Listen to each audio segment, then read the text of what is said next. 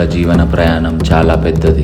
ఎన్నో కష్టాలు, సుఖాలు, బాధలు, సంతోషాలను అనుభవిస్తూ ఆ ప్రయాణాన్ని ముందుకు కొనసాగిస్తారు. కానీ ఎప్పుడైతే ఈ ప్రయాణం చివరికి వచ్చేస్తారో అప్పుడు మనిషి తన మోక్ష ప్రాప్తి కోసం ఒక చోటుని వెతుకుతాడు. అలాంటి ఒక మోక్ష ప్రాప్తినిచ్చే ప్రదేశం ఈ కాశీలో ఉన్న మణికర్ణికా ఘాట్. ఈ కాశీలో ఉన్న మణికర్ణికా ఘాట్కి వస్తే ఏ మనిషికైనా తన లైఫ్ పర్పస్ ఏంటో అర్థమవుతుంది. ఈ మణికర్ణికా ఘాట్లో ఎప్పుడూ ఏదో ఒక శవం కాలుతూనే ఉంటుంది.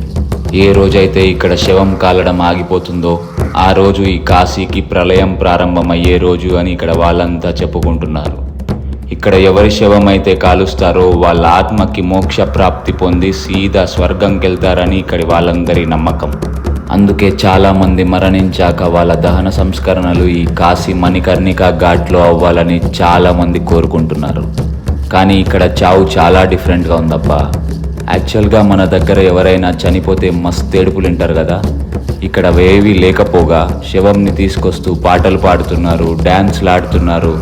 ఒకడక్కడ కట్టెల్లో కాలిపోతుంటే ఇంకొకటి ఇక్కడ మందు తాగుతున్నాడు, ఇంకొకడు అదే శవం పక్కన కూర్చొని ధ్యానం చేస్తున్నాడు.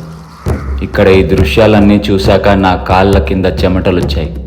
కాశీకి అందరూ వయసు అయిపోయిన వాళ్ళే ఎక్కువ వస్తారు. అంటే లైక్ జీవితంలో అన్నీ చూసేసిన వాళ్ళు వస్తారంట. వాళ్ళకి లైఫ్ మీద పెద్దగా హోప్స్ ఏముండవు. ఇవన్నీ చూశాక జీవితం చాలా సింపుల్, జీవితం అంటే ఇంతేనా అని అర్థమవుతుందంట. సో ఇంక ఇవన్నీ కళ్ళకు కట్టినట్టు చూశాక ఇక్కడ చావంటే ఎవ్వరికీ భయమేదంట. ఇప్పుడు నాకు కూడా చావంటే భయం పోయింది. నాకు నా లైఫ్ పర్స్పెక్టివే మారిపోయింది. నాకు చావు చాలా చిన్నగా కనిపిస్తుంది. చావు కంటే ముందు జీవితం చాలా పెద్దది. బతికున్నన్ని రోజులు మనం ఎంత సంతోషంగా ఉన్నాము, ఎంత సుఖంగా ఉన్నదే మోస్ట్ ఇంపార్టెంట్ అనిపిస్తుంది.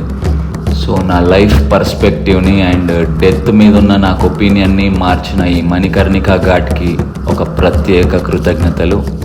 ఓం నమః శివాయ.